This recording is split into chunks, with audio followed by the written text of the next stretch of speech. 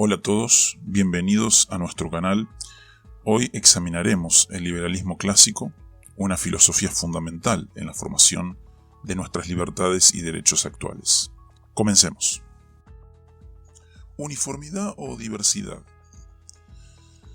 Si bien los actuales educacionistas no llegan tan lejos como el Ku Klux Klan, es importante darse cuenta de que la misma naturaleza de la instrucción pública requiere la imposición de la uniformidad y la eliminación de la diversidad y la individualidad en la educación, dado que es inherente a toda burocracia gubernamental ajustarse a un conjunto de reglas e imponerlas de manera uniforme y autoritaria.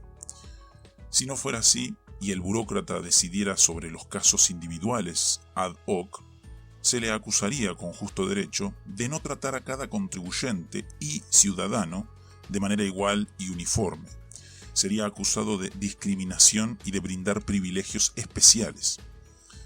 Además, desde el punto de vista administrativo, es más conveniente para el burócrata establecer reglas uniformes en toda su jurisdicción.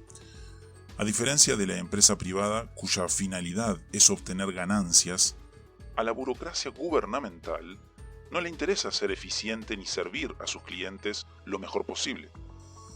Al no tener fines de lucro y a salvo de la posibilidad de sufrir pérdidas, el burócrata puede descuidar, y de hecho lo hace, los deseos y demandas de sus consumidores clientes. Su interés principal es no hacer olas, y esto lo logra aplicando equitativamente un conjunto de reglas uniforme, no importa lo inaplicable que pueda ser en cualquier caso puntual. El burócrata de la escuela pública, por su parte, se enfrenta con cierto número de decisiones cruciales y controvertidas para determinar los parámetros de la educación formal en su área. Debe decidir, por ejemplo, ¿la educación debería ser tradicional o progresista? ¿De libre empresa o socialista? ¿Competitiva o igualitaria? ¿Humanista o vocacional? ¿Segregada o integrada? ¿Debe incluir educación sexual o no? ¿Religiosa o laica? ¿O con alternativas diversas entre estos polos? La cuestión es que, sea lo que fuere que decida, y aun si su decisión se adecúa a los deseos de la mayoría del público, siempre habrá un número sustancial de padres y niños que serán privados en forma absoluta del tipo de educación que desean. Si la decisión es favorable a la disciplina tradicional en las escuelas, los padres de ideas más progresistas saldrán perdiendo y viceversa. Lo mismo sucede con todas las demás decisiones críticas.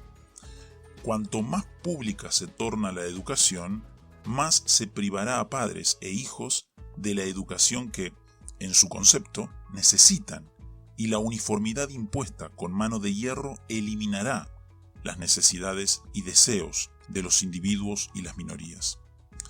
En consecuencia, cuando mayor sea la esfera de la educación pública en comparación con la privada, mayores serán el alcance y la intensidad del conflicto en la vida social, dado que si una agencia gubernamental debe tomar la decisión acerca de si la enseñanza tiene que ser tradicional o progresista, integrada o segregada, si se debe impartir educación sexual o no, etc., entonces resulta sumamente importante obtener el control del gobierno e impedir que los adversarios tomen el poder. Por ende, tanto en educación como en todas las demás actividades, cuantas más decisiones gubernamentales reemplacen la toma de decisiones privadas, más numerosos serán los diferentes grupos que se enfrenten mutuamente en una carrera desesperada para que todas y cada una de las decisiones en cada área se tomen según sus deseos. Comparemos la privación y el intenso conflicto social que son inherentes a la toma de decisiones gubernamentales con la situación en un mercado libre. Si la educación fuera estrictamente privada, todos y cada uno de los grupos de padres podrían patrocinar el estilo de escuela que prefieren. Surgiría un gran número de escuelas diversas para satisfacer las distintas demandas educativas de padres e hijos. Algunas serían tradicionales, otras progresistas, y entre ambos extremos habría toda una gama de posibilidades. Algunas escuelas experimentarían con una educación igualitaria y sin poner calificaciones. Otras pondrían el énfasis en el riguroso aprendizaje de materias y en la calificación competitiva.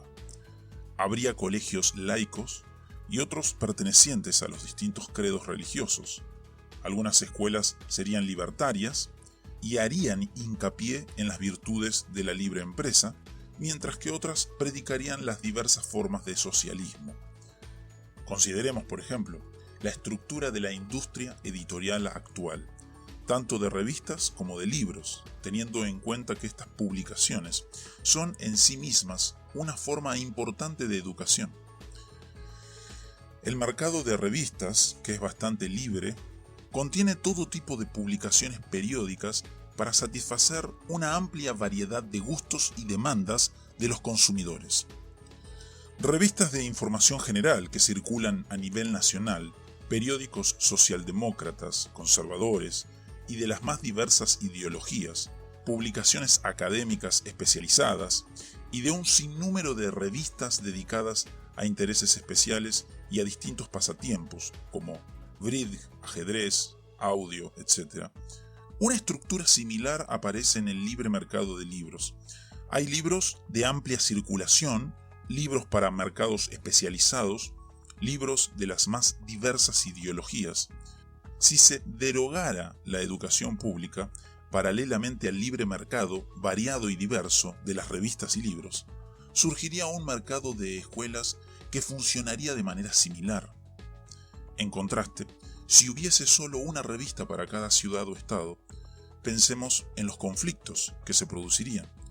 ¿La revista debería ser conservadora, liberal o socialista?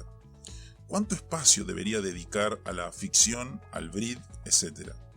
Las presiones y las disputas serían intensas y no podría haber una resolución satisfactoria, dado que cualquier decisión privaría a innumerables cantidades de personas de lo que quieren y requieren. Por lo tanto, lo que piden los libertarios no es tan exagerado como podría parecer a primera vista. Reclaman un sistema educativo tan libre y variado como la mayoría de los demás medios educativos de hoy. Volvamos a centrarnos en otros medios educacionales. ¿Qué pensaríamos entonces si el gobierno federal o estatal propusiera utilizar el dinero de los contribuyentes para crear una cadena nacional de revistas o diarios públicos y luego obligar a todos o a los niños a leerlos? Más aún, ¿qué pensaríamos si proscribiera todos los demás diarios y revistas, o al menos aquellos que no se ajustan a ciertos estándares determinados por una comisión gubernamental acerca de lo que los niños deberían leer? Sin duda, una propuesta semejante horrorizaría a todos los ciudadanos, y no obstante, este es precisamente el tipo de régimen que el gobierno ha establecido con las escuelas. Una prensa pública coaccionada a tal extremo sería considerada, con justicia, como una invasión a la libertad de prensa básica. ¿La libertad educacional no es por lo menos tan importante como la libertad de prensa? ¿No son ambas medios vitales para la información y educación pública, para la libre indagación y búsqueda de la verdad? De hecho, la supresión de la instrucción libre debería suscitar mayor horror que la supresión de la prensa libre, dado que aquí las mentes inmaduras de los niños están involucradas en forma más directa. Resulta curioso que al menos algunos defensores de la escuela pública hayan reconocido la analogía entre la educación y la prensa y hayan aplicado su lógica a esta última área. Así, en las décadas de 1780 y 1790, tuvo gran importancia en la política de Boston un grupo federalista de primer orden, la facción de Essex, formado por comerciantes y abogados destacados oriundos del condado de Essex, Massachusetts. Los hombres de Essex deseaban la implantación de un sistema de instrucción pública de amplio alcance para enseñar a la juventud la subordinación adecuada. Uno de los integrantes del grupo, Stephen Higginson, declaró francamente que hay que enseñarle a la gente a confiar en sus gobernantes y a venerarlos. Otro líder del grupo, el comerciante y teórico Jonathan Jackson, consideró con tal coherencia que los diarios eran una forma tan importante de educación como la instrucción formal. Acusó a la prensa libre de ponerse necesariamente al servicio de sus lectores y abogó por la existencia de periódicos de propiedad estatal que fueran independientes de sus lectores y por lo tanto pudieran inculcar las virtudes apropiadas a la ciudadanía. El profesor E. G. West ofreció también una ilustrativa analogía entre la provisión de educación y la de alimento, sin duda una industria que tiene al menos la misma importancia para los niños que para los adultos. West sostiene: proteger a un niño contra el hambre y la desnutrición probablemente es tan importante como preservarlo de la ignorancia. Sin embargo, es difícil concebir que un gobierno deseoso de procurar a los niños los niveles mínimos de alimentación y vestimenta promulgara leyes de alimentación obligatoria y universal o instrumentara un aumento de impuestos o de aranceles para proveerles alimento gratuito en cocinas o establecimientos de propiedad de las autoridades locales. Es aún más difícil imaginar que la mayoría de las personas aceptaría este sistema sin cuestionamientos, especialmente allí donde se lo desarrollara hasta tal punto que por razones administrativas los padres fueran asignados a los comercios que estuviesen más cerca de sus hogares. Pero por más extrañas que puedan parecer estas hipotéticas medidas al aplicarlas a la provisión de alimento y vestimenta, son sin embargo típicas en la educación estatal. Varios pensadores de ambos extremos del espectro libertario, izquierda y derecha, han realizado acerbas críticas sobre la naturaleza totalitaria de la educación pública obligatoria. Por ejemplo, el libertario de izquierda británico Herbert Reed dice: la humanidad está naturalmente diferenciada en diversos tipos y tratar de que todos se ajusten al mismo molde lleva de modo inevitable a distorsiones y represiones. Debería haber escuelas de varias clases, con métodos distintos y enseñanza adecuada para desarrollar diferentes aptitudes. Aunque podría argumentarse que incluso un Estado totalitario debería reconocer este principio, lo cierto es que la diferenciación es un proceso orgánico, a saber, asociaciones espontáneas y cambiantes de individuos para propósitos particulares. Toda la estructura de la educación como proceso natural que hemos visualizado se derrumba si intentamos hacer esa estructura artificial. Y el gran filósofo individualista inglés de fines del siglo XIX, Herbert Spencer, preguntó: ¿qué quiere decir que el gobierno debería educar al pueblo? ¿Por qué debería ser educado? ¿Para qué sirve la educación? Sin duda, para preparar a las personas para la vida social. ¿Hacer de ellas buenos ciudadanos? ¿Y quién determinará qué es un buen ciudadano? El gobierno, no hay otro juez. ¿Y quién dirá cómo se pueden formar estos buenos ciudadanos? Nuevamente, solo el gobierno. Por lo tanto, la proposición puede enunciarse así: un gobierno debería moldear a los niños para que fueran buenos ciudadanos. Primero debe formarse una concepción definida de lo que es un ciudadano modelo, y una vez hecho esto, tiene que elaborar el sistema disciplinario que considere más adecuado para producir ciudadanos según ese modelo e imponerlo en forma absolutamente obligatoria. De otro modo, permitiría a los hombres ser diferentes de lo que deberían ser según su juicio, y por lo tanto, fracasaría en ese deber que tiene que cumplir. Isabel Patterson, una autora individualista del siglo XX, declaró: los textos educacionales son necesariamente selectivos en cuanto a la materia, el lenguaje y el punto de vista. Allí donde la enseñanza sea impartida por escuelas privadas, habrá una considerable variación entre las diferentes escuelas. Los padres deberán juzgar lo que quieren que se les enseñe a sus hijos mediante el plan de estudios ofrecido. No existirá incentivo alguno para enseñar la supremacía del Estado como filosofía obligatoria, pero todo sistema educativo políticamente controlado inculcará tarde o temprano la doctrina de la supremacía del Estado, sea como el derecho divino de los reyes o como la voluntad del pueblo en la democracia. Una vez que esa doctrina ha sido aceptada, se convierte en una tarea casi sobrehumana quebrantar el dominio total del poder político sobre la vida del ciudadano, porque ha tenido su cuerpo, su propiedad y su mente bajo sus garras desde la infancia. Un pulpo libraría más pronto a su presa. Un sistema educativo obligatorio, financiado mediante impuestos, es el modelo completo del Estado totalitario. Tal como lo señaló E. G. West, la conveniencia burocrática condujo invariablemente a que los estados determinaran distritos geográficos para la educación pública, con una escuela en cada uno, y cada niño debe asistir a clase en el distrito más cercano a su residencia. Mientras que en un mercado libre de educación privada, la mayoría de los niños indudablemente concurrirían a las escuelas cercanas a sus hogares.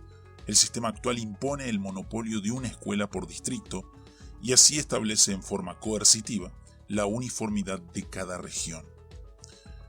Los niños que, por cualquier razón, prefieren asistir a una escuela en otro distrito, tienen prohibido hacerlo.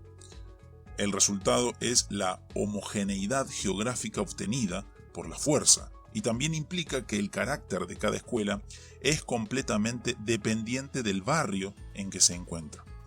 Por lo tanto, es inevitable que las escuelas públicas, en lugar de ser totalmente uniformes, lo sean dentro de cada distrito, y la composición del alumnado, el financiamiento de cada escuela y la calidad de la educación dependerán de los valores, la riqueza y la base impositiva de cada área geográfica. Necesariamente, entonces, los distritos escolares con mayores recursos tendrán una educación más cara y de calidad superior, salarios elevados para los maestros y condiciones laborales más convenientes que los distritos más pobres. Los maestros considerarán las mejores escuelas como los lugares más importantes desde el punto de vista de la enseñanza, y los mejores maestros gravitarán hacia los distritos escolares adinerados, mientras que los más mediocres se mantendrán en las áreas de menores ingresos. Por ende, el funcionamiento de las escuelas públicas de distrito inevitablemente tiene como consecuencia la negación del mismísimo objetivo igualitario que, según se supone, debe ser la meta principal del sistema de educación pública. Además, si en las áreas residenciales impera la segregación racial, como suele suceder, lo mismo ocurrirá en las escuelas públicas, como resultado de un monopolio geográfico obligatorio.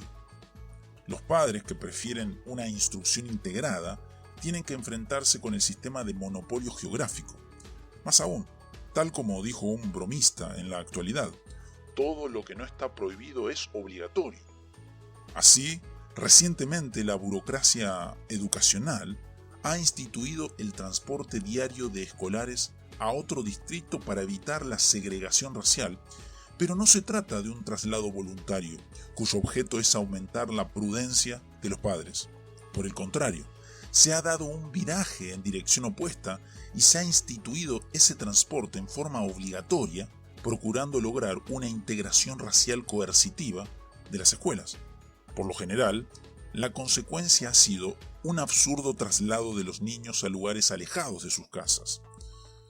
Se repite el típico esquema gubernamental: segregación obligatoria o integración obligatoria. La forma voluntaria, dejar que los padres, individualmente, tomen las decisiones, va contra la propia naturaleza de cualquier burocracia estatal. Resulta curioso que a los recientes movimientos a favor de un control de la educación pública local por parte de los padres se los haya considerado a veces de extrema derecha y otras de extrema izquierda, cuando en uno y otro caso la motivación libertaria ha sido precisamente la misma. Así, cuando los padres se opusieron al traslado compulsivo de sus hijos a escuelas distantes, la dirigencia educativa condenó a esos movimientos como intolerantes y de derecha. Pero cuando de manera similar los padres de raza negra, como en el caso de Ocean Hill Brownsville, en la ciudad de Nueva York, demandaron un control local del sistema educativo, esta iniciativa fue llamada de extrema izquierda y nihilista. Algo muy notable es que en ambos casos, los padres desconocían su deseo común de ejercer un control local y cada grupo condenó la intolerancia o la militancia del otro. Lo trágico es que ni los grupos locales blancos ni los negros reconocieron su causa común contra la clase dirigente educacional, contra el control dictatorial de la educación de sus hijos por una burocracia que intenta inculcarles por la fuerza una forma de instrucción que, según esta burocracia, debe ser impuesta a las masas recalcitrantes. Una de las tareas cruciales de los libertarios es esclarecer la causa común de todos los grupos de padres contra la tiranía educacional del Estado. Por supuesto, también es preciso señalar que los padres nunca podrán liberarse de la injerencia del Estado en la educación hasta que el sistema de instrucción pública sea totalmente abolido y la educación vuelva a ser libre. La institución de distritos educacionales por parte del sistema de instrucción pública también tuvo como resultado un modelo obligatorio de segregación residencial, de ingreso y en consecuencia de raza a lo largo del país y sobre todo en los suburbios. Como se sabe, a partir de la Segunda Guerra Mundial se produjo en los Estados Unidos una expansión de la población, no dentro de las ciudades centrales, sino en las áreas suburbanas de los alrededores. A medida que los suburbios se fueron poblando con familias recién constituidas, los presupuestos locales debieron soportar la carga onerosa y creciente de las escuelas públicas, que debían dar lugar a una población joven con una proporción relativamente alta de niños per cápita. Esas escuelas eran invariablemente financiadas por un creciente impuesto sobre la propiedad que grava en gran medida a las residencias suburbanas. Esto significa que cuanto más ricas fueran las familias que vivían en los suburbios y cuanto más caras fueran sus viviendas, mayor debería ser su contribución para las escuelas locales. Por esta razón, a medida que la carga de los impuestos destinados a mantener las escuelas aumentaba en forma constante, los habitantes de los suburbios intentaban desesperadamente incentivar el establecimiento de residentes adinerados y por ende de viviendas caras y desalentar el de ciudadanos más pobres. En resumen, el precio de una casa alcanza un punto crítico, más allá del cual una nueva familia en una nueva casa pagará en sus impuestos a la propiedad una cantidad mayor que la necesaria para la educación de sus hijos. Las familias cuyos hogares se encuentran por debajo de ese nivel de costo no pagarán lo suficiente en impuestos a la propiedad para financiar la educación de sus hijos y por ende arrojarán una mayor carga impositiva sobre los residentes suburbanos. En vista de esto, en los suburbios generalmente se adoptaron rigurosas leyes de zonificación que prohíben la construcción de casas por debajo del nivel de costo mínimo y por lo tanto excluyen a los ciudadanos más pobres. Dado que la proporción de negros pobres es mucho mayor que la de blancos pobres, esto también les impide el traslado a los suburbios. Además, en los últimos años, ha habido una tendencia creciente a la radicación en los suburbios de empleos e industrias que abandonan el centro de las ciudades, lo cual tiene como consecuencia un aumento del desempleo para los negros. La abolición de las escuelas públicas y por lo tanto del vínculo entre la carga tributaria destinada a las escuelas y el impuesto a la propiedad permitiría avanzar hacia la eliminación de restricciones de zonificación y los suburbios dejarían de ser una reserva exclusiva de la clase media blanca. Gracias por acompañarnos en este recorrido por el liberalismo clásico. Esperamos que hayan encontrado la información interesante y útil. No olviden darle like al video, suscribirse al canal y activar la campanita para no perderse nuestros próximos contenidos. Hasta la próxima.